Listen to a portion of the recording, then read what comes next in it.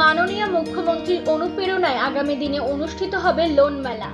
মালদাতে স্বনির্ভর গোষ্ঠীর ক্ষুদ্র ঋণ মেলার আনুষ্ঠানিক উদ্বোধন করলেন মালদা জেলা পরিষদের সভাধিপতি লিপিকা বর্মন ঘোষ ও অতিরিক্ত জেলাশাসক জামিল ফাতেমা জেবা। এছাড়াও উপস্থিত ছিলেন অন্যান্য প্রশাসনিক আধিকারিকরা। বৃহস্পতিবার দুপুরে সবুজ পতাকা উড়িয়ে ট্যাবলোর আনুষ্ঠানিক উদ্বোধন করা হয় মালদা জেলা প্রশাসনিক ভবন চত্বরে।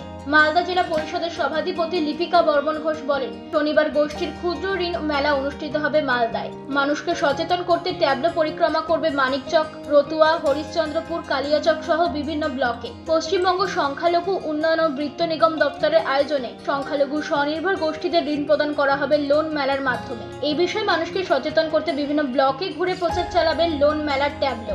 আজকে মার্কেন্টাইল ডিপার্টমেন্টের লোন মেলার ট্যাবলো উদ্বোধন হলো।